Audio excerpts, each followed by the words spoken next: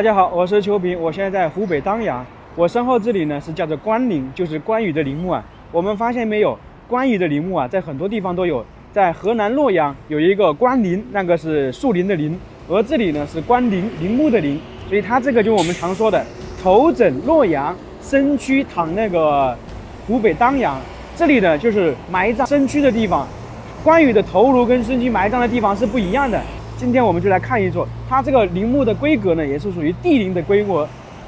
跃马斩将万众中，侯印赐金还自封，横刀拜书去曹公，千古凛凛国世风。说的就是关羽。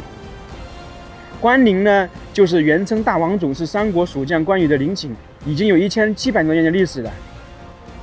现在我们进去看看，我们要买门票的，这里的门票是30块钱一个人。那么为什么会出现关羽的身躯是葬在这里呢？刘备的借了荆州没有还，所以呢，孙权当时就派人攻打荆州，结果呢，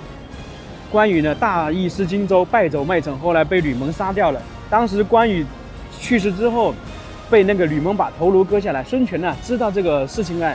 会遭到刘备的报复，所以呢就把那个关羽的头颅啊送到当时我们说的洛阳曹操那里，想把那个祸水啊嫁祸给曹操。但是曹操呢识破他的计谋呢，就非常可惜，并且以侯爷的礼啊葬那个关羽的头颅在那个洛阳的关陵。然后孙权呢看到那个曹操没有上当，也把他的那个身躯啊安葬在这个地方，所以我们就说有那个头枕洛阳，身躯躺在那个当阳这边，所以呢是这个意思。关羽的那个陵墓啊有3处，只有此地啊是按照皇帝的陵墓的规格来建造的，并且里面呢还有一些我们说皇帝御赐的牌匾，就皇帝亲自写的。那这个就是我们说的丹碧石，那个双龙戏珠，然后腾云驾雾。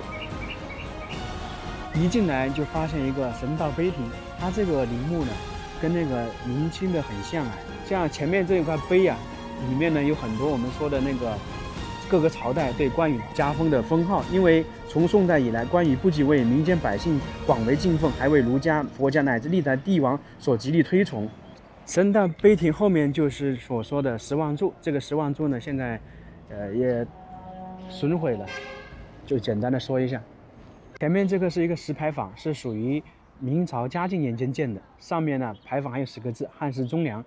它这个石牌坊啊，在帝王陵里面一般都有的，在很多地方也叫临星门。然后这个后面过去呢，就是我们俗称的大红门，它在这里叫三元门。大红门后面呢，就是我们常说的前朝后秦的局面，在这个大红门前面就属于我们说的前朝皇帝上朝的地方，然后后面是他生活安息的地方。然后就是三元门，就是我们俗称的大红门，也叫做三门，又称义门，义气的义啊。门上有关陵2个字，大家看到没有？它这个都是黄色琉璃瓦，在古代这种只有皇帝才能享用，所以呢，它这里呢才是叫做关陵嘛。在正常来讲的话，我们看到这个门呢，就是我们说的从其他陵墓看的话，叫做那个大红门。这有3个门，中间这个是属于在皇帝来讲的话是帝后棺椁走的地方，然后左右两边呢，像这边我们看到大臣走的，就是去祭拜呀、拜谒皇帝，从这里进出。然后旁边呢就是现任的帝后走的，就是说要区别。在这个大红门，也就是说红楼上面一样的门钉是9981，也就是帝王的身份、帝王的规格。这个红楼后面呢就是俗称的马殿，就是说的关羽的赤兔马跟这个有关系。看看写的是马骑赤兔走千里，刀眼青龙出五关。五关嘛，过五关斩六将。说到关羽呢，赤兔马跟那个青龙偃月刀是必不可少的。那这个赤兔马最开始的时候，我们说的是吕布骑，吕布骑着这个马，我们说屡战屡胜，被称为三国第一猛将。然后这个吕布去世之后呢，这个赤兔马呢就到了曹操那里。当时曹操的手下可能没人能够降服这匹马，就一直放在那里。后来关羽降曹的时候应该叫降汉不降曹，就曹操呢为了收服关羽呢，就把这匹马赏赐给他了，所以这匹马呢，就后面一直跟随着关羽南征北战。说到这里呢，还有后面一个故事，因为降曹的时候啊，曹操为了拉拢，赏赐很多东西，我们的金银财宝、人啊各种的，这个就为后面曹操兵败赤壁之后逃回北方走华容道的时候被关羽拦截，因为当时以前曹操对关羽相当好嘛，所以说关羽呢也讲义气，就把曹操放了。这个呢，就是说他们2个人的故事这么深，包括后面关羽被吕蒙杀了之后，孙权为了嫁祸曹操，把他的头颅送回洛阳给曹操。当时曹操非常伤心，带领所有的大臣去祭拜，并且呢向朝廷申请把关羽弄了一个爵位，就叫做汉寿亭。所以说那个关羽对曹操呢两个人我们说的有点惺惺相惜吧。最后这里呢就是关羽的墓冢就是他的身躯安葬所在地，因为他是没有头颅的。然后这个地方呢属于一个亭，也是属于纪念亭嘛。我们在明清的帝王陵看到有15公也是祭拜的，它这里是绿瓦。绿瓦的话，我们在前面看到是黄色琉璃瓦，黄色琉璃瓦是地。然后因为它这个修建的时候还不是地嘛，就封号还不是帝陵，所以呢它就是绿色的。然后里面有块碑呢，就是汉寿亭侯墓，就是他的爵位。这个汉寿亭侯呢是属于曹操帮他申请的。然后里面呢就是他的地宫所在地，坏土韩泰陵，群山拥神宅。神宅说的就是关羽的安息地嘛。然后这里是等于是被很多树木群山包围着。他这个墓是没有被盗的，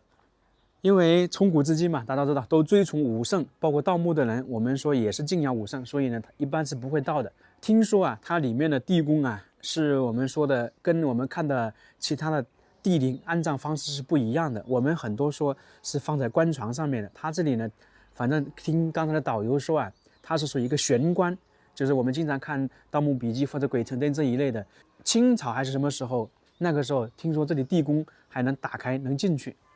但是现在是全部后面经过修缮是进不去的。它这个墓冢大概是高7米，那个宽的话大概是70米。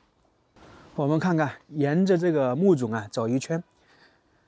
关羽呢一生是骄傲的，一生也是成就很高，但是我们说他是大意失荆州，其实呢也不叫大意，就是由于他性格所决定的。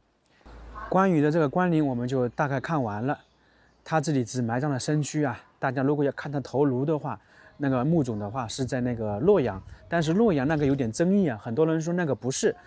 在其他地方，到时候我们去河南，大家探讨一下。他这个地方呢，我简单的看了一下，其实呢，按照历史踪迹、历史遗迹来讲，包括那些碑还有牌匾没有洛阳的多，洛阳的那个关陵才真正的多。这个不知道是为什么，洛阳的可能